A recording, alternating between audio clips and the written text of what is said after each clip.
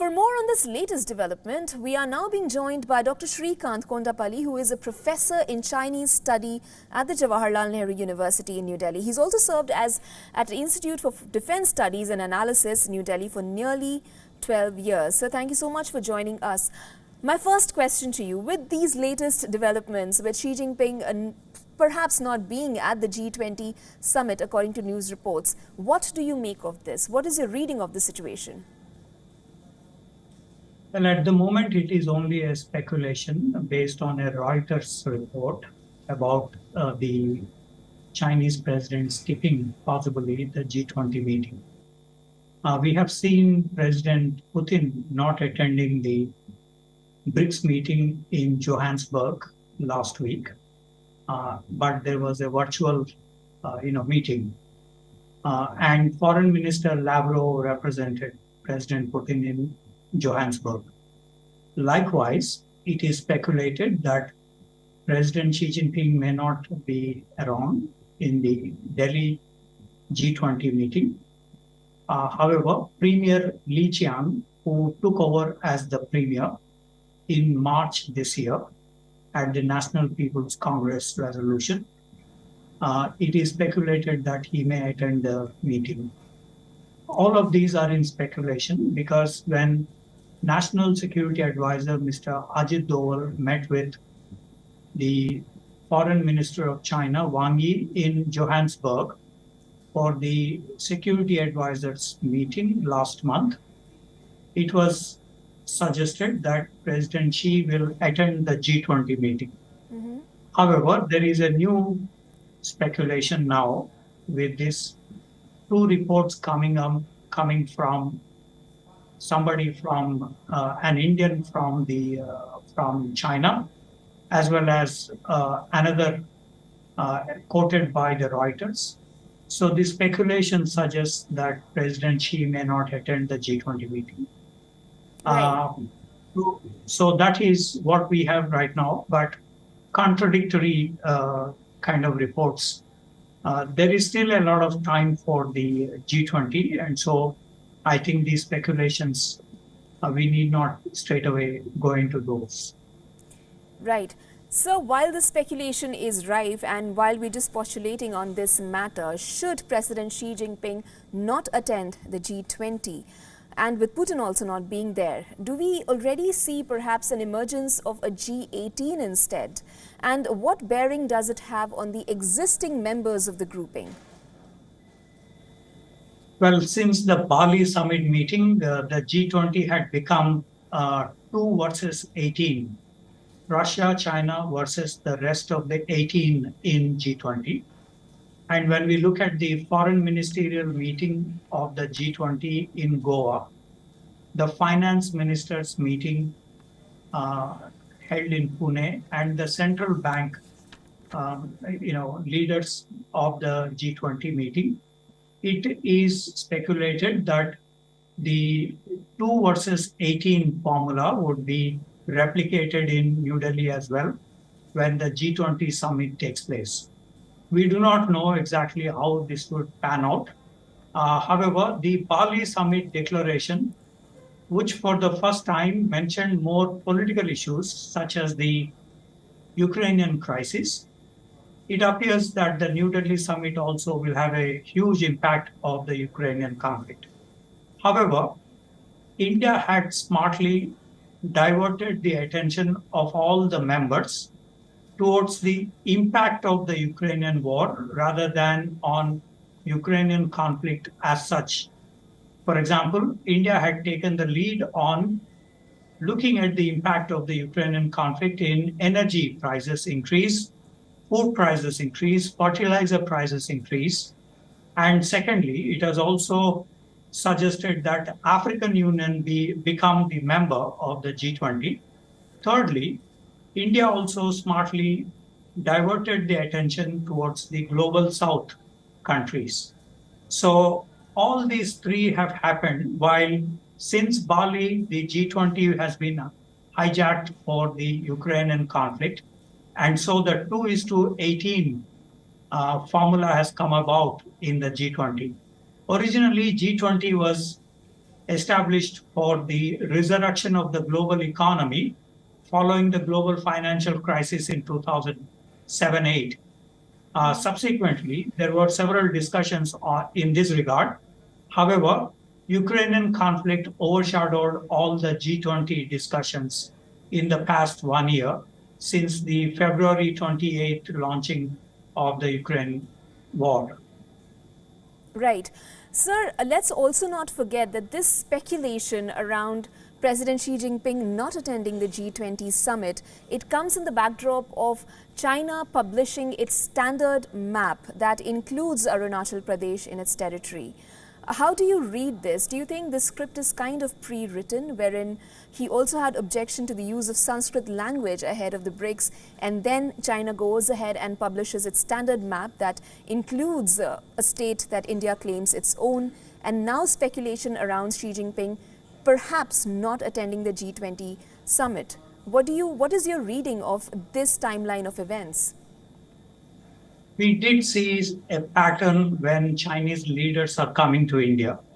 We have seen spectacular transgressions on the border.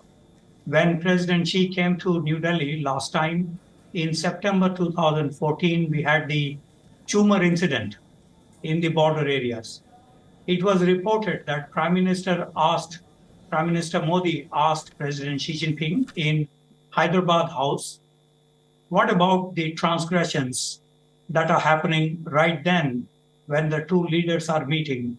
It was reported that President Xi feigned ignorance of the event that has happened in the border areas in Chumar. Now that is very, it is impossible because Xi Jinping is also the chairman of the Central Military Commission, which controls the military.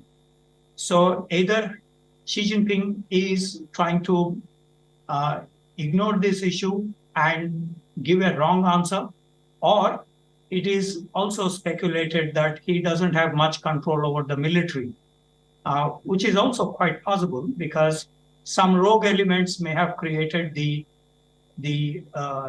Galwan incident when the local commanders could have escalated the conflict.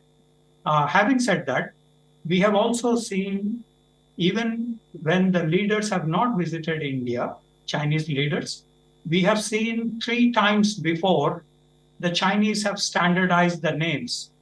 One was on April 13, 2017.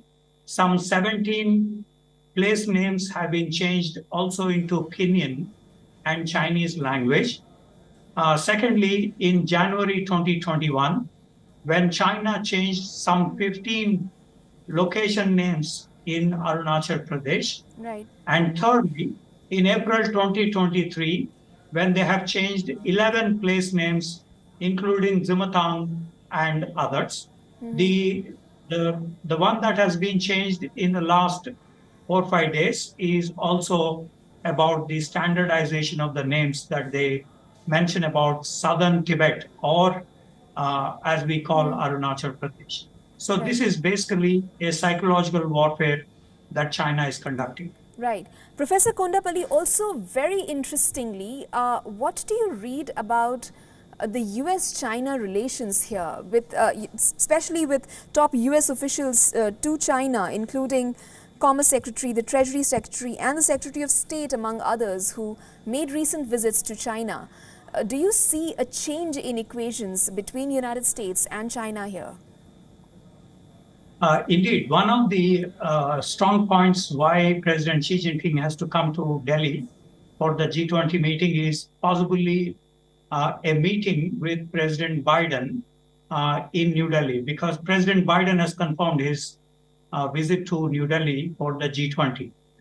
In the background, connecting to your question on US-China relations, it is for the past 2.5 years, since late Trump administration, the tariff wars have been imposed on China because the Chinese have excess trade with the United States, while China does not allow the United States to export goods to China.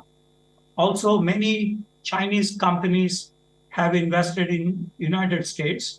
A similar privilege has not been given by China to the United States. So the Trump administration had imposed tariffs, which the Chinese retaliated.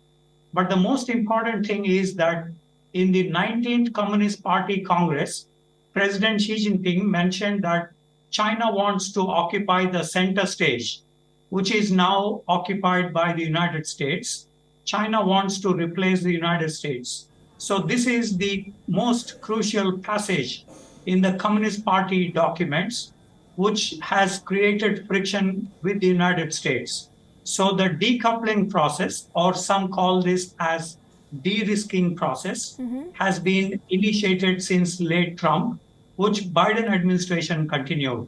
Right. So as you mentioned, there is a measure to cushion the bilateral relations during Blinken's visit, during Treasury Secretary Yellen's visit in July, as well as Kissinger's visit, and currently the Commerce Minister Raimondo's visit.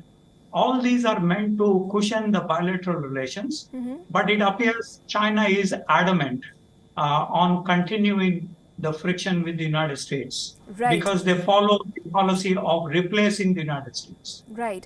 Professor Kondapalli, also now talking about India and China, the two are said to have had bilateral, informal talks rather, on the sidelines of the BRICS summit, where China said that they had an in-depth conversation, although India said that it had an informal conversation, and also no Chinese ambassador to India has been appointed for at least 10 months. So what does that convey?